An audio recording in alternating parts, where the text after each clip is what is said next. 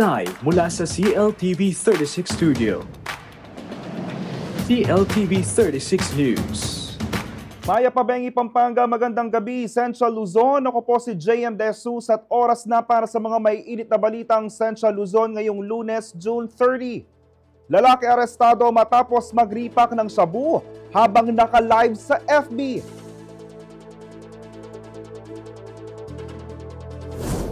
Pagsasabatas ng SOGI Bill, sigaw ng Kapampangan Youth Group. Pamibigay ng medical assistance, layong pabilisin ng DSWD. Plastic-free na San Fernando, layunin ng Exchange Day program ng Senro. At sining at kultura ng Pampanga, buhay na buhay sa unang Quiz Cinema Film Festival.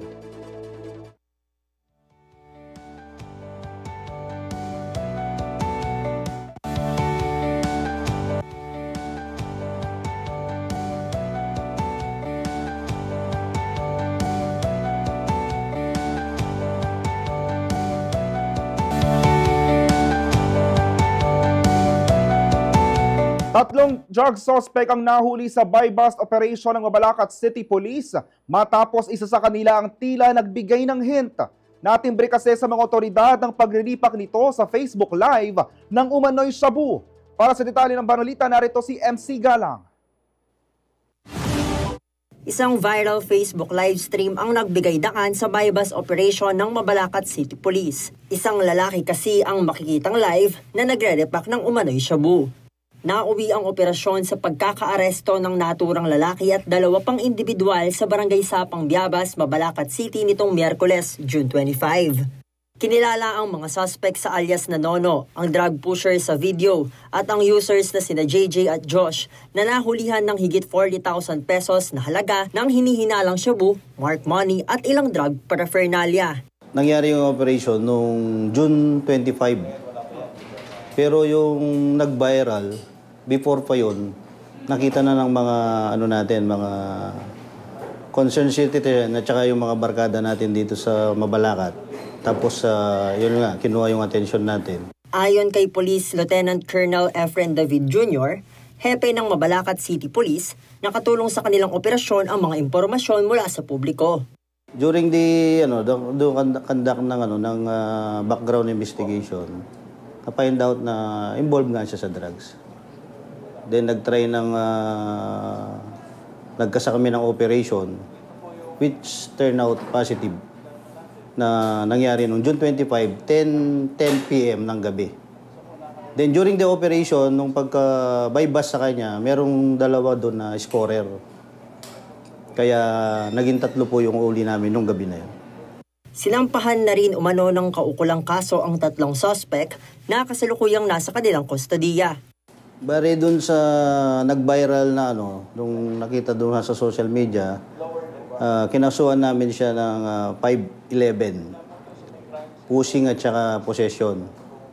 Then doon sa dalawa, section 11 din, possession of illegal drugs. Hinikayat din ng hepe ang publiko na maging mapagmatsyag at agarang i-report sa mga otoridad ang anumang kahinahinalang aktibidad. So dito po sa Mabalacat, warning po sa lahat ng mga taga natin. At saka yung mga dumadayo dito, hindi po kayo welcome dito sa Mabalacat. Tutugusin po namin kayo para maging peaceful ang aming lugar, ang aming syudad na Mabalacat. Lahat ng mga gumagawa ng masama dito, illegal drugs man yan or iba pang uri ng krimen na makaka-apekto sa peace and order ng Mabalacat. Mag-isip-isip po kayo. Ang kapulisan po ng Mabalacat ay hindi natutulog. Uubusin po namin kayo. MC Galang, CLTV 36 News.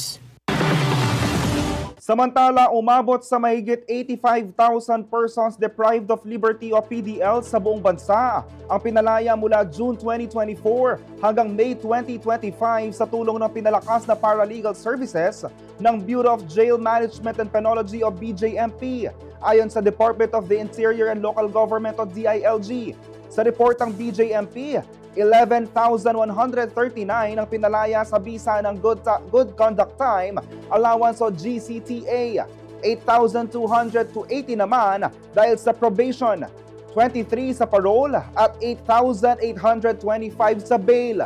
Mahigit naman sa 15,000 PDLs ang inilipat sa ibang pasilidad tulad ng Bureau of Corrections o BUCOR, provincial jails at drug treatment centers. Samantala, higit 5,000 naman ang mga kasong tuluyan ng ibinasura habang nasa 6,000 ang pansamantalang ibinaba. Nasa 7,431 naman ang naakwit at 16,311 ang nakalaya matapos na makumpleto ang kanilang sintensya. May 340 PDLs naman ang pinatawan ng community service habang 3,570 ang nakalabas sa bisa ng recognized o pansamantalang pagpapalaya ng walang piyansa dahil sa kahirapan. Layo ng pinalawak na serbisyo ng BJMP na tugunan ng jail congestion at mapabilis ang legal na proseso para sa mga qualified PDL.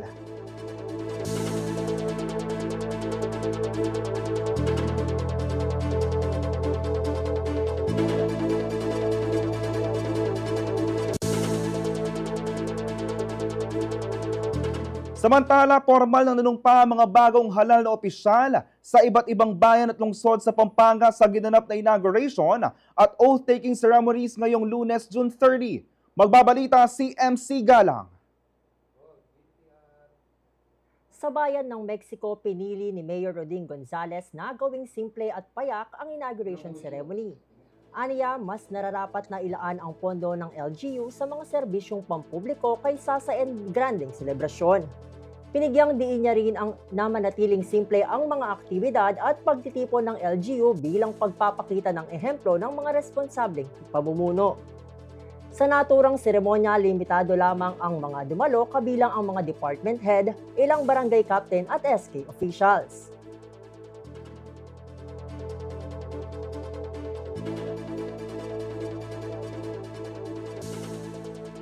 Samantala, sa bayan ng Porac, tinawag ni Mayor Jing Capil na blessing in disguise ang kanyang pagbabalik sa liderato matapos ang kontrobersya. Aniya, ang matinding pagsubok ay nagbunga ng mas malaking biyaya na pinatutunayan ng pagkapanalo ng kanyang anak na si Vice Mayor Jen Capil. Simbolo raw ito ng matibay na suporta ng mga Poraqueño sa kanilang administrasyon. Nangako rin si Mayor Capil ng mas matinding pagpapalinis sa bayan, lalo na sa mga isyong pangkapaligiran.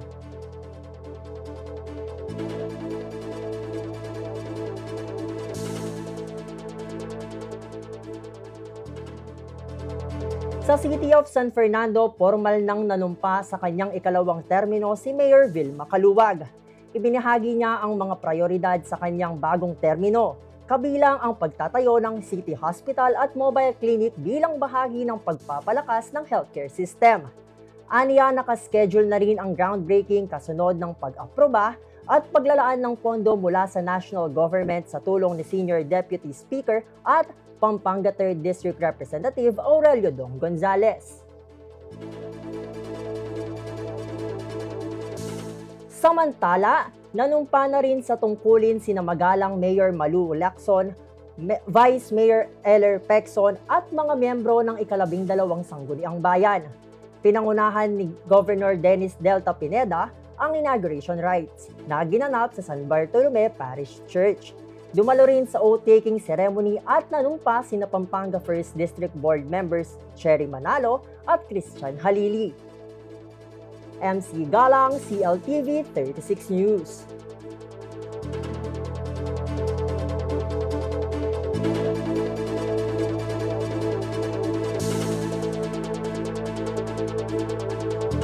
Manatiling nakatutok para sa iba pang mga balita ngayong araw.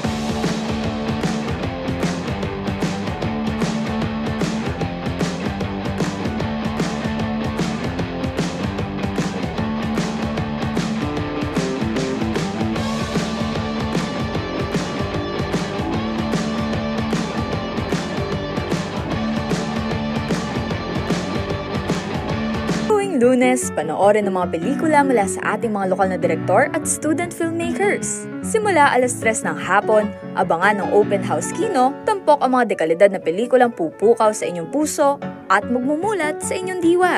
At pagsapit ng 3:30 ng hapon, samahan kami sa Crucian Film Festival. Tampok ang iba't ibang istorya ng mga estudyante ng Holy Cross College na tiyak kagigiliwan ng lahat. Tuwing Lunes, Open House Kino, 3:00 ng hapon, at Crucian Film Festival, 3:30 ng hapon. Dito lamang sa CLTV 36.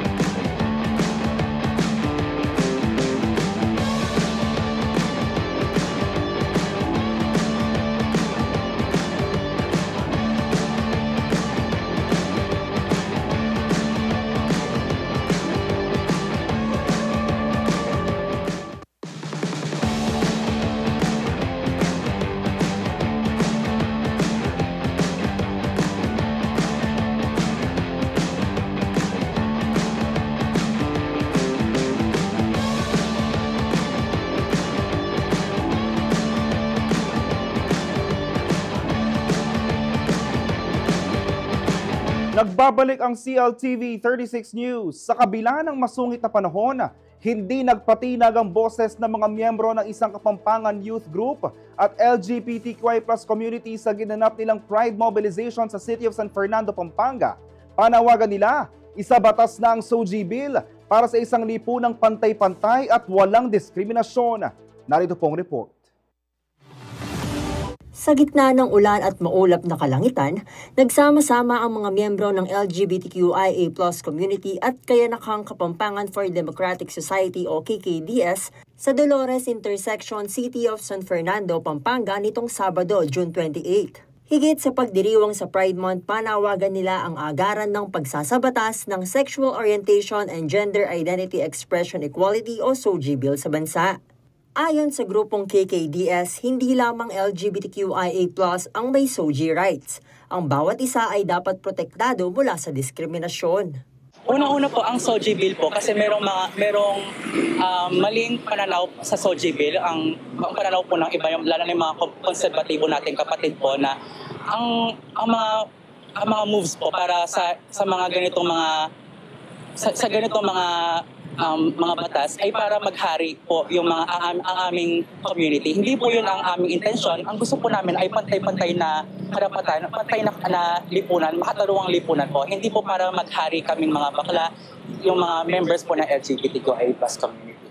Dagdag ni Dion Miguel Sigua, miyembro ng KKDS, ang anumang uri ng diskriminasyon, lalo na sa marginalized sector, ay dapat nang tuldukan ng mga mambabatas. Kailangan po talaga natin ng isang anti-discrimination bill, specifically SOGI bill, kasi meron po tayo mga kapatid na members of the LGBTQIA+ communities na marginalized pa rin at nakakaranas po sila ng diskriminasyon at hindi pantay-pantay na oportunidad sa iba't ibang sektor ng ating lipunan. Para naman kay Pauline May Maniago, isang alay at miyembro rin ng grupo, hindi mali ang pagsuporta sa ganitong mga uri ng mobilisasyon. Ngayon, hindi pa huli yung lahat para magbago yung isip ng mga ibang tao at maging bukas sila sa parte ng mga LGBT dahil huwag natin isara yung utak natin kung ano ba yung alam natin. So maging mas open-minded tayo sa mga nangyayari sa paligid natin.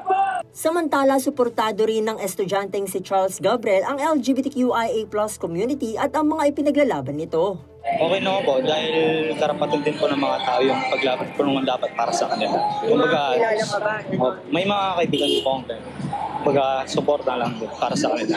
Okay lang sa'yo na magkaroon ka ng kaibigan na... Wala na pong problema kung ano ang kasayran nila. Ang importante po doon yung pagkikisama nila. Kasabay ng pagtatapos ng Pride Month, higit pang nagpapatuloy ang malakas na panawagan ng LGBTQIA+ community at kanilang mga alay para sa isang bansang tumatanggap at gumagalang sa bawat identidad. MC Galang, CLTV 36 News. Samantala, formal nang inilunsad ang Department of Social Welfare and Development o DSWD medical assistance through guarantee letter. Katuwang ang Mercury Drug sa mga piling lugar sa Central Luzon ngayong Lunes, June 30. Layunin ng programa na mapadali ang pagkuha ng gamot para sa mga benepisyaryo sa pamamagitan ng guarantee letter mula sa DSWD. Sa pakikipagtulungan sa Mercury Drug Central Luzon Distribution Center, mas magiging abot kamay na ang medical assistance lalo na sa mga walang kakayahang bumili ng agad ng gamot. Ayon sa DSWD Region 3, ang inisyatibong ito ay higit na nakatuon sa pagpapalalim ng malasakit at kahusayan sa serbisyo para sa publiko. Ipinahayag din ng pamunuan ng Mercury Drug na buo ang suporta nila sa programang naglalayong tiyakin na walang maiiwan pagdating sa kalusugan.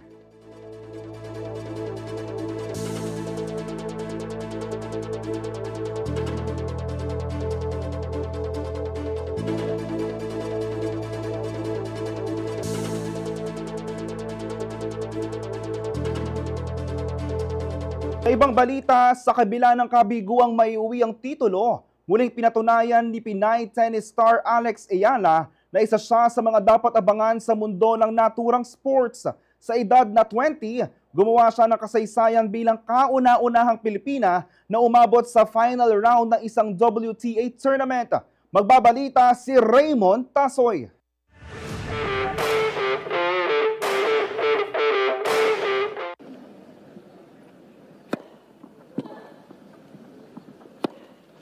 Magnificent Maya has a second main tour title, and no wonder she collapses onto the Eastbourne grass. Gumawa ng bagong kasaysayan si Pinay tennis sensation Alex Ayala matapos maging kauna-unahang Pilipina na umabot sa final round ng isang Women's Tennis Association o WTA tournament. Nakamit niya ang milestone na ito sa prestihiyosong Eastbourne Open sa United Kingdom nitong Sabado, June 28, kung saan nakatunggali niya sa championship match ang 19 anyos na si Maya Joint ng Australia. Sa kanilang sagupaan, pinahirapan ni Ayala ang kanyang kalaban at umabot pa sa tiebreak sa deciding set. Ngunit sa huli, nanaig pa rin si Joint sa isang dikit na laban na nagpakita ng determinasyon at tapang mula sa parehong atleta. Nagtapos ang kanilang laban sa score na 6-4, 1-6 at 6-7. Bagamat hindi naiuwi ang titulo, isang napakalaking tagumpay pa rin para sa 20 anyos na si Ayala ang kanyang Eastbourne run. Bunga nito, umangat siya sa world number 56 sa pinakabagong WTA rankings.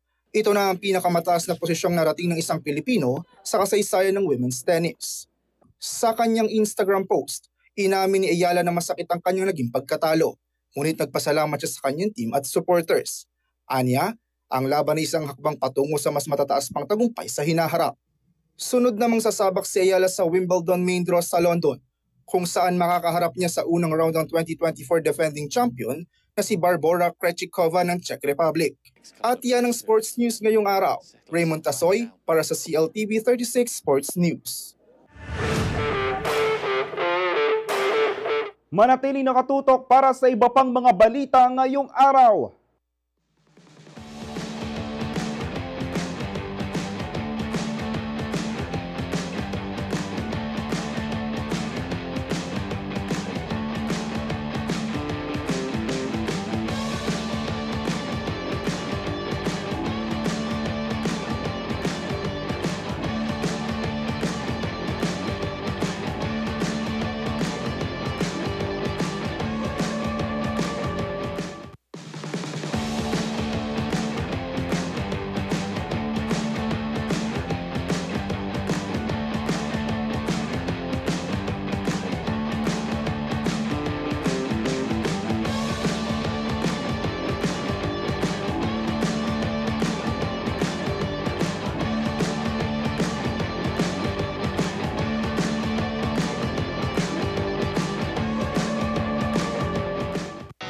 God, ano to?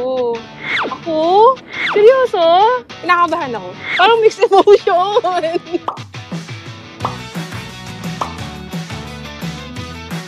Pinapagawa nila tayo ng travel and tourism vlog. At parang kinakabahan ka. Doon na lang di ako nagkape. Siyempre, gusto ko yung can't say no ka na. G? G? G? G? G? G? Nawala ako.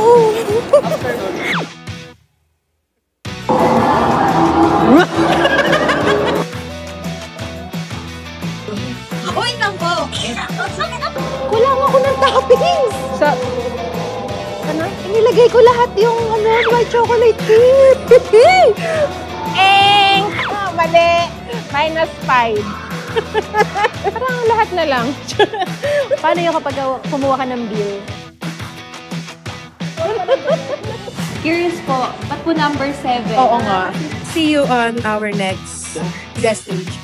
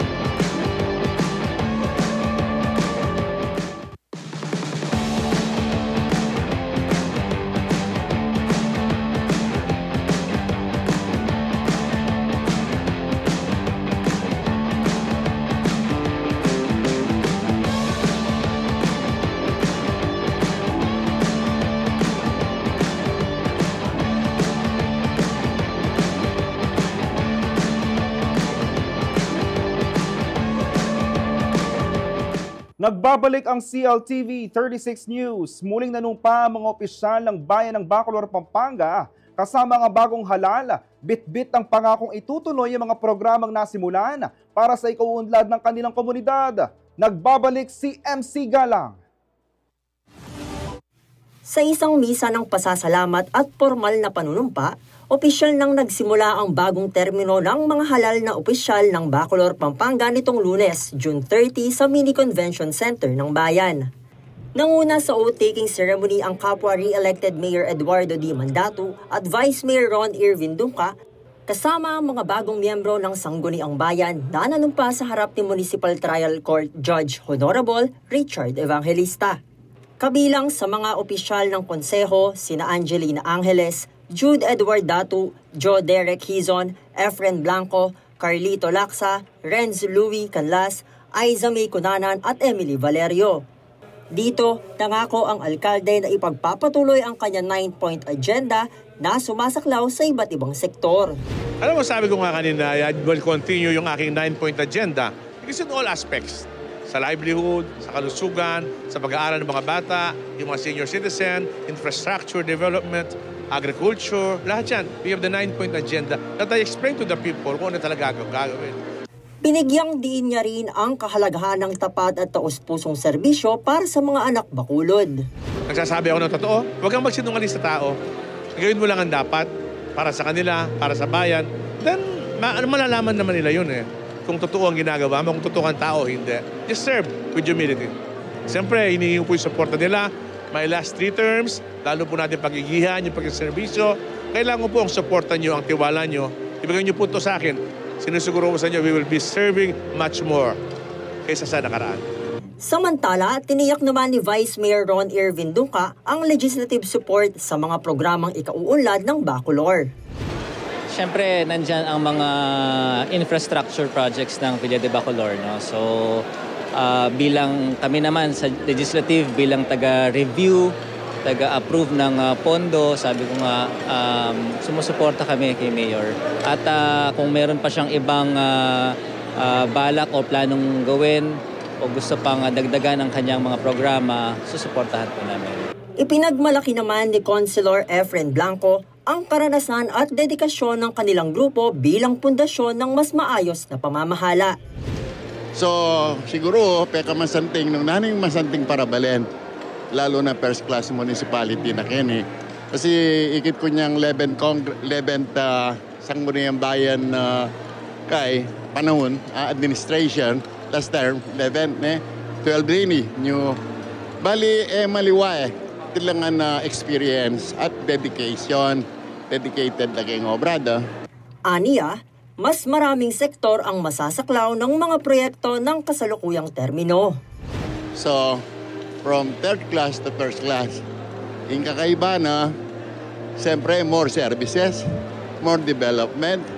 Miyayaliwaret ang 9-point agenda ng mayor, siyempre, karing kay mga basi. senior citizen, LGBTQ+, ganang-ganang sektor ng community. Kailangan din ng lampansin kita mga bagay. In terms of legislation, Kavire.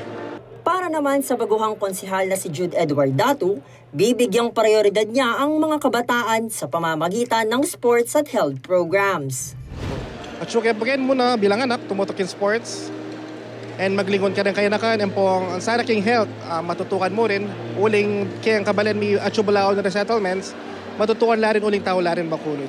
So in sports naman, gagawin mi katang Datos Cup, interbarangay, ako mag-commissioner, dudurot naman at akakit na natin tang gagawan para ka rin kaya na kan.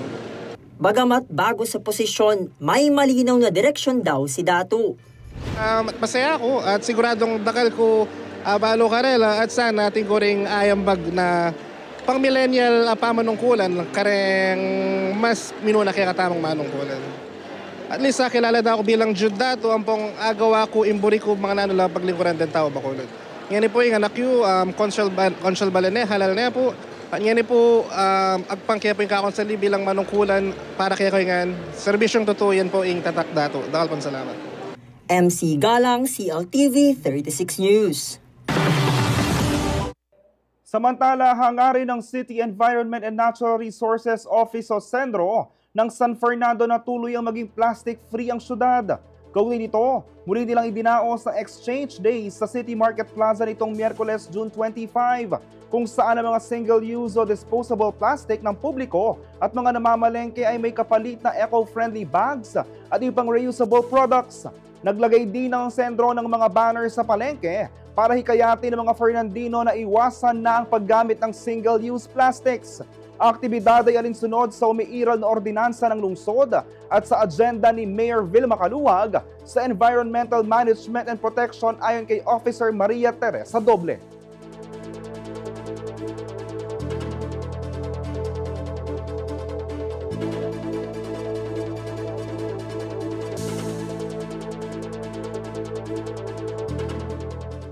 Samantala, kung naghahanap ka ng motor na may forma, performance at presyong hindi makakabutas ng bulsa, meet the CF Moto 675NK.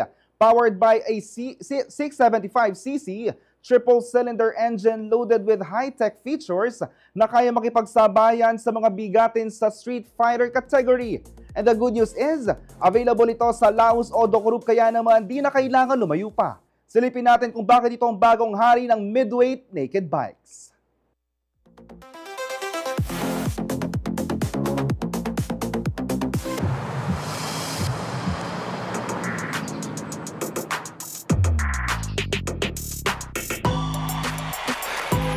I'm Ian Mamaradlo from CF Moto Laos Group. Today we are gonna explore the 675NK. Ang 675NK ay mayroong 7 inches TFT display. Mayroon na rin siyang T-box. Pwede siyang mag-navigation gamit itong display niya. Meron din tayong fuel capacity na 15 liters and ang seat height natin ay 810 mm. Ang 675NK ay design siya for sports or naked bike. Ang 675NK ay mayroong size ng gulong sa harapan na 120 by 70. And meron po siyang dual disc brake. Ang brand ng caliper natin ay J1 4-pot caliper. Bali naka-ABS na rin po siya. And ang suspension natin ay inverted na. Meron din tayong extra features na brake cooling system. And meron na rin tayong naka-radiator na rin po siya. Engine naman, meron tayong 675cc with inline 3. Meron siyang 88 horsepower. Built-in na rin yung steering damper niya and meron siyang quick shifter. Dito naman sa ating rear suspension, meron tayong adjustable, fully adjustable preload and rebound. And sa gulong naman, meron tayong size na 180 by 55. And dito po sa ating tail light, bali integrated na po siya, kasama na yung mga signal lights, brake light, and tail light. Dito naman tayo sa headlight ng 675NK. Bali etong 675NK, fully LED na siya, pati yung mga signal lights niya. Meron siyang mga traction control button, pwede siyang i-adjust hanggang level 2. Meron din tayong button dito for passing light and high beam. Ito naman ang ating button for the hazard. Ito yung kill switch and engine switch on.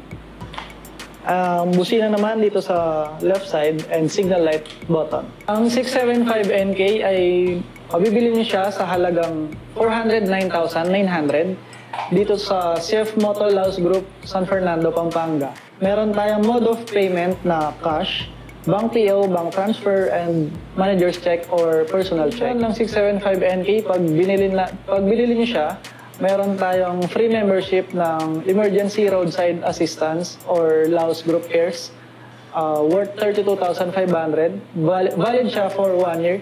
Bali, meron tayong free towing services, minimum of 12 kilometers to 16 kilometers. For inquiries, you can contact me to my number 0918-854-2950. Pwede kayong bumisita dito sa aming showroom sa CF Moto Laos Group, San Fernando, Pampanga. Microtel Lane, and look for me, Ian Mamaradlo. Manatiling nakatutok para sa iba pang mga balita ngayong araw.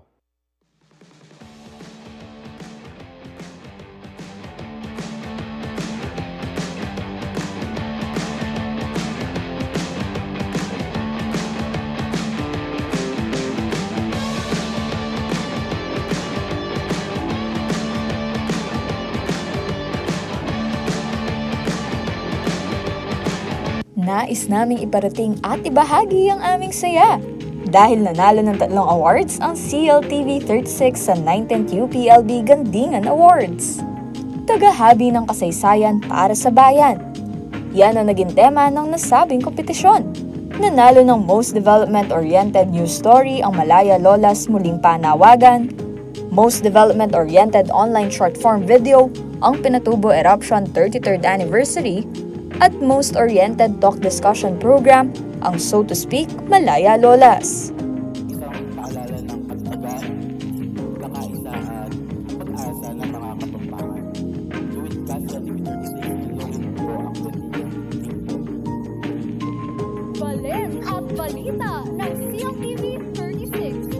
Itong award na ito ay inspirasyon ko para sa amin.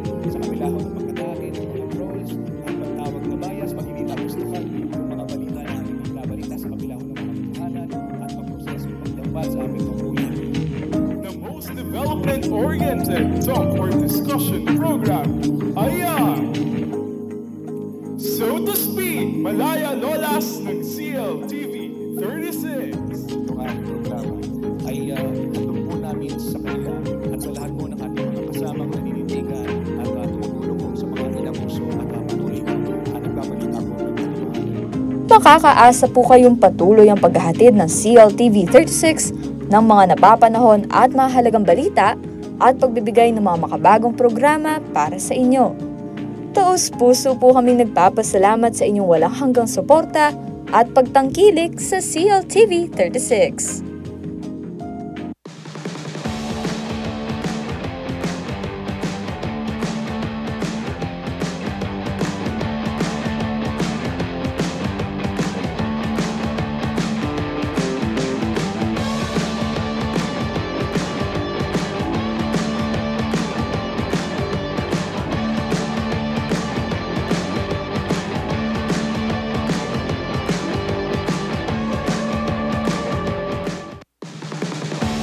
Nagbabalik ang CLTV 36 News para sa ulat panahon. Alamin natin kay Rainier Agast, Weather Specialist at Pag-asa Clark, Synoptic and Airport Station.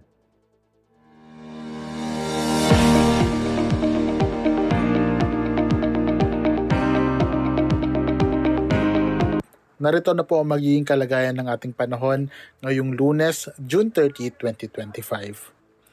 Sa kasalukuyan, meron po tayong binabantayang low pressure area at kaninang alas 3 ng tanghali, ito ay namataan sa layong 920 kilometers east ng Central Luzon.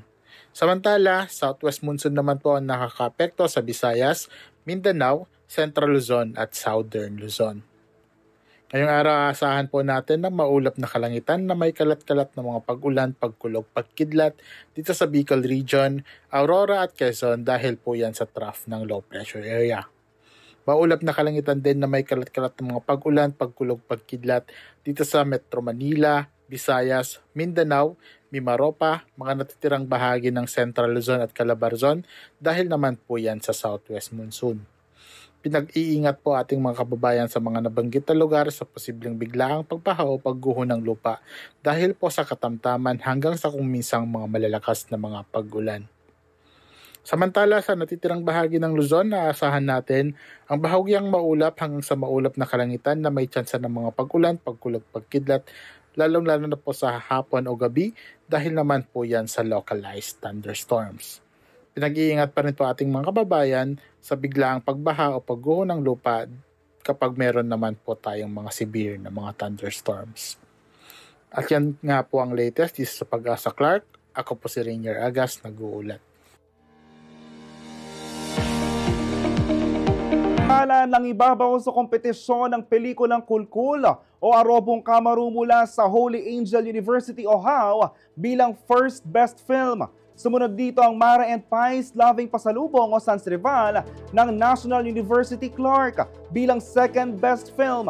At Ganaka, Sisig ng Pampanga State Agricultural University of Pisao bilang Third Best Film.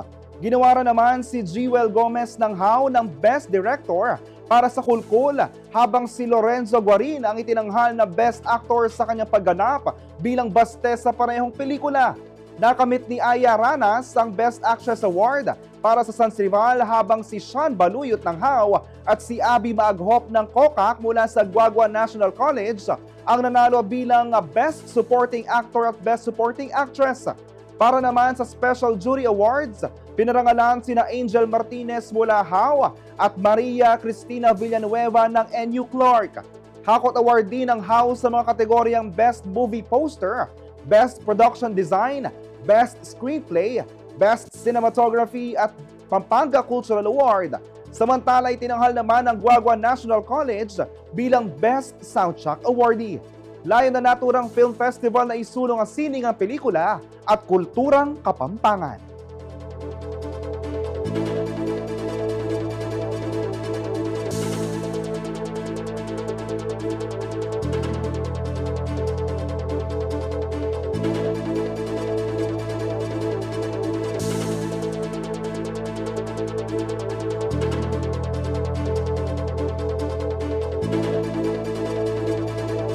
After conquering the global stage, Nations girl group BINI is finally home.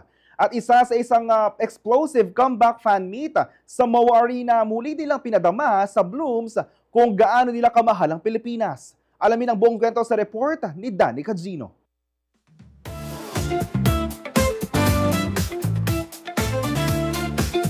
After months of being away from home, BINI finally reunited with their Filipino fans sa isang bonggang Here With You Homecoming fan meet na ginanap sa MOA Arena nitong linggo, June 29.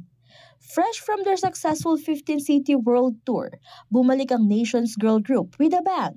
Sakay ng isang bus prop stage habang kumakaway sa crowd na punong-puno ng Blooms, ang official fandom ng grupo. Feel good vibes at highest energy ang nadama sa loob ng arena habang pinapanood ng fans ang first ever local live performances ng BINI sa kanilang newest songs gaya ng Shaggy D, Zero Pressure at Out of My Head.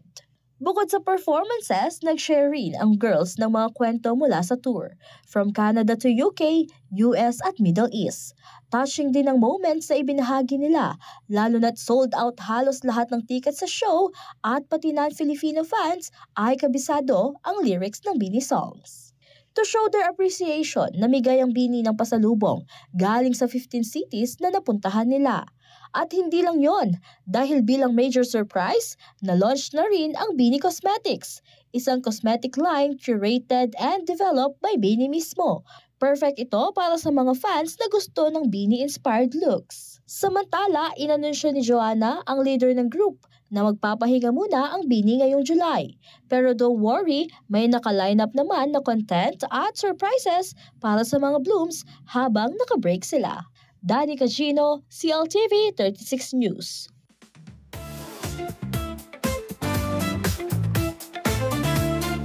At yan ang mga balitang nakalap ng CLTV 36 News. Para sa karagdagang detalye, maaari niyong i-follow ang aming social media pages sa Facebook at CLTV 36 Official at CLTV 36 News, sa Twitter o X, CLTV 36. Sa Instagram naman, CLTV 36 Official.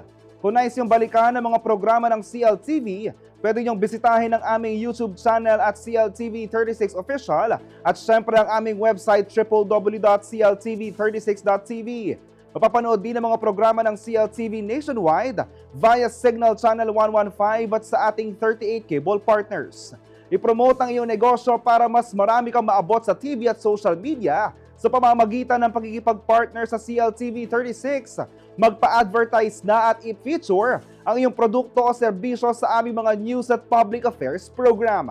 Para sa inquiries, mag-message sa aming official Facebook page na CLTV 36 o tumawag at mag-text sa 0930-8381-9332 o 0918-854-2357. Kasama ang buong pwersa ng CLTV News and Current Affairs, ako po si JM De Jesus. Maraming salamat po.